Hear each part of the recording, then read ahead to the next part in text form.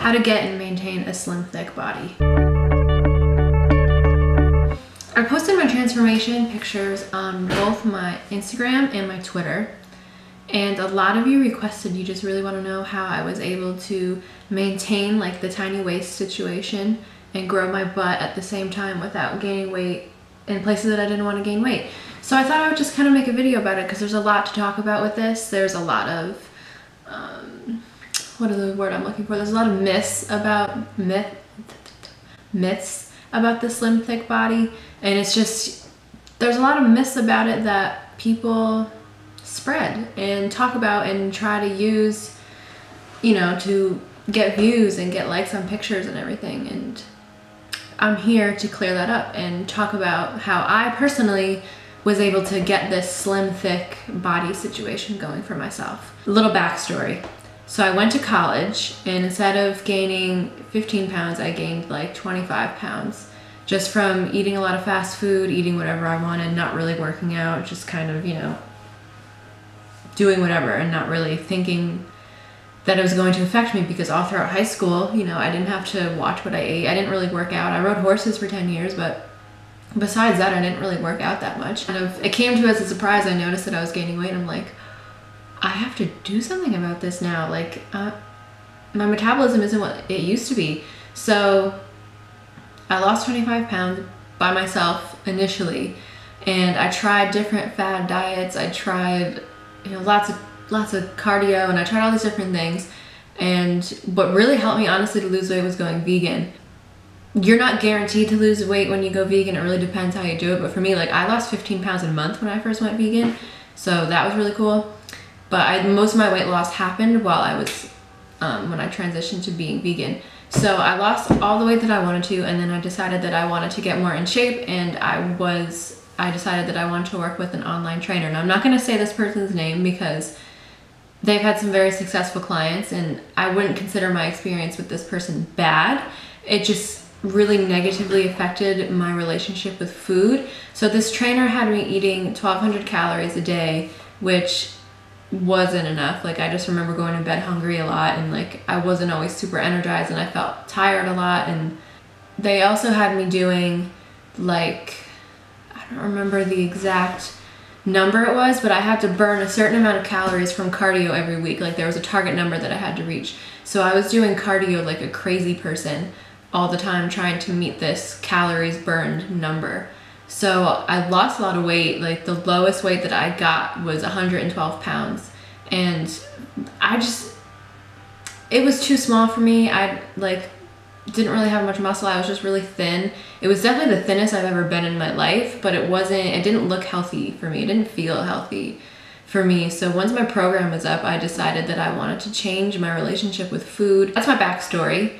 That's kind of how I was a little bit overweight, lost all of the weight, and then I gained it some back, but in places that I wanted to, and in muscle form and rather than fat. And I was able to maintain my waist pretty well throughout this whole process.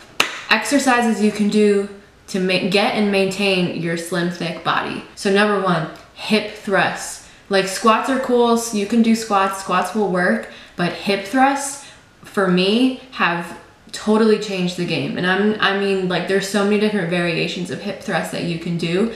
Hip thrusts for me have been the biggest reason why I have been able to grow my butt the way that I have, and, you know, get like the hip situation going. They've been the most effective. And I'm talking like heavy hip thrusts. I usually use the Smith machine just because it's easy for me to do that without a spotter, and I can load on the weight pretty easily, and usually I don't have someone to spot me. So I use a Smith machine for doing my heavy hip thrust, but you could just use like the bar from the squat rack. You could use, you know, or barbells. You could use whatever you want. Just having heavy weight and doing hip thrusts is so effective. And then there's also like single leg hip thrusts, you know, with lighter weight. And then there's myo rep hip thrusts. There's glute bridges. There's elevated glute bridges, which are very similar to hip thrusts.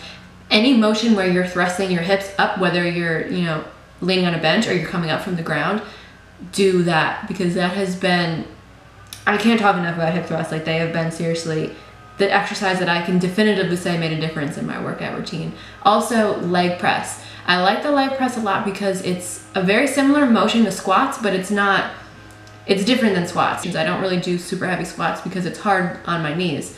So the leg press, and then I like to put a resistance band above my knees, which kind of helps me stabilize them. I like the leg press a lot. Like I said, it's a very similar motion to the squat, but your back is supported. For me, it's easier on my knees. If you have bad knees, then it might not be the best for you. It's just easier for my legs to do leg press. But leg press, hip thrust, and then also the abductor machine. It's where you're taking your thighs and you're pushing them outwards that way. That helps build the side hip definition. And I usually burn out on those, so I'll just keep doing them at the end of my leg day until I reach failure and I just can't do it anymore. So I try to do legs twice a week, and usually I'll do, one of those days I'll do the heavy hip thrust, and then the other day I'll do the heavy leg press, and I always do the abductors no matter what. I always usually burn out with them. I'm a creature of habit, but they work so well. And I still do cardio, just not as excessively as I used to. And I'll do HIIT, sometimes. I try to do it at least twice a week just because it's, good for cardio, respiratory health, and all that jazz. But I haven't, lately at least, I haven't been really consistent with HIIT, and I want to be more consistent with it because I like doing it and you can get it done in like 10 to 15 minutes.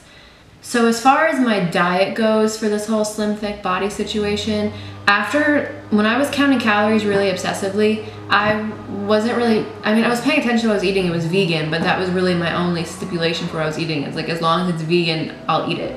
And I didn't really have much knowledge of like nutrition and value. That's so annoying. He's blowing dirt around. Anyways, so diet.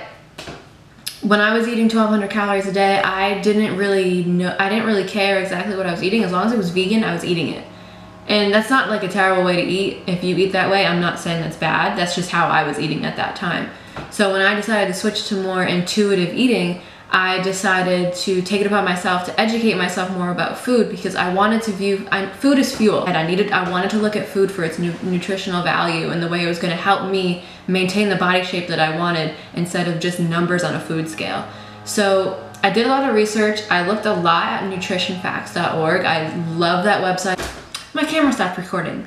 That's great. Where was I? Oh, nutritionfacts.org. You've probably seen me talk about it all the time. I love that website. It was made by a doctor. He's vegan. That doesn't mean it's a biased source. He cites everything. It's a beautiful, beautiful resource. And I use that plus his book, How Not to Die, to really learn a lot about food and their nutritional value. And it just was really helpful in mending my relationship with food. I began to look at food as, like I said, as fuel, something to help me grow and help me achieve the body that I wanted to achieve, not something that was evil, not something that if I ate too much of it, it was going to hurt me. And I would still track occasionally, because if you've counted calories, it's really, breaking that habit's hard. Like, I'm not gonna lie to you, breaking that habit is hard, but you have to just look at it differently. So whenever I felt like I wanted to track, I would track in regards to how much fiber, how much protein, how much iron I was getting, versus looking at the calories. Of course I would see the calories, but I was also using that as a learning experience. I was teaching myself what portions looked like. So the best example I can think of is that I learned that quinoa, as good it is for you, is extremely calorie dense. And that's not necessarily a bad thing. Like, if you're trying to gain weight, eat a lot of quinoa, it's very calorie dense. But if you're trying to maintain slim thick, you can still eat quinoa because you want all the protein and you want some of that dense bulkness that it has to help you gain muscle. But too much of it, for me, would make me bloated. And when I know that when I'm getting bloated from food, that's when I eat too much of it. I have to be very careful with my portions, otherwise I get bloated very easily. So tracking, tracking at one point became learning. It was like a learning experience for me. I was learning what portions of different foods looked like. I was trying to learn about food so that I could view it in the most positive light possible and take away that it's more than just a number and it has all these different benefits. I have a lot of smoothies. I drink a lot of smoothies. I like to put plant-based protein in them sometimes, usually after my workouts. I put in a lot of like chia seeds and hemp seeds for added protein and added calories. But adding seeds and adding, you know, different powders like spirulina. I use amla powder a lot, which is very vitamin C concentrated. It adds a little bit more bulk to your smoothies without making it too like overpowering. I drink a lot of smoothies, whole food plant-based. I would say probably 85% of my diet is whole food plant-based, and then I leave that rest of that 15% for like for processed stuff. And the only processed stuff I really eat is like nut butters, like peanut butter, organic bread sometimes, the protein powder. That's really it. For me, whole food plant-based diet and lifting heavy with hip thrusts, leg press, and abductors is what's helped me maintain this body. Oh, and I do abs like 2 to 3 times a week minimum. Thank you for getting this far, and thank you for watching this video. I really hope that you enjoyed it and found some value in it. And if you would like to see more videos like this or just more from me, like and subscribe, seriously, because that shows me that there's a demand, that shows me that you guys want more from me. So like and subscribe, show that support, and I will deliver the content that you want from me. Let's get into the questions. Let me go to the tweet and let's see. Okay, so Amanda, what helped you transition from one to the other? I'm assuming this means like from calorie counting to intuitive eating. And what would you recommend to someone who is struggling with cardio and calorie counting addiction? Girl, I feel you. Like, it's such a hard habit to break because it just gets in your head, and it's really, really hard to break. So my best advice, if anyone is struggling with calorie counting addiction, educate yourself on the health benefits of food. You know, go to nutritionfacts.org and read about healthy food, buy the book.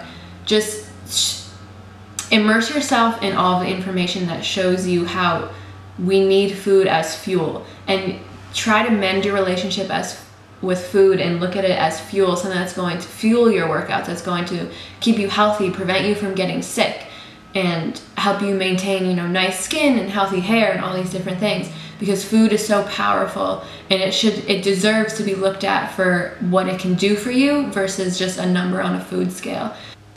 Okay, next question. Did you ever experience bloating or gas when transitioning to a vegan diet? I get bloated very easily. My stomach is very sensitive. So I would bloat a lot when I was eating dairy. So when I stopped eating dairy and meat, my bloating actually got a lot better, but I still will get bloated. I got bloated then, and I still will get bloated now sometimes, because when on a vegan diet, you're eating a lot more fiber than you would eating meat or dairy, or even on a vegetarian diet. And your body has to adjust to the amount of fiber that you're eating. So when you go from eating, you know, less amount of fiber, say like 20 grams of fiber per day, and then you double that to like 40 grams of fiber per day, your stomach has to adjust, and it's gonna bloat. That usually goes away. And for me, it has for the most part. If I consume too many calories, it doesn't even matter if the meal is only 300 calories. If I eat those 300 calories really quickly, I'll get bloated.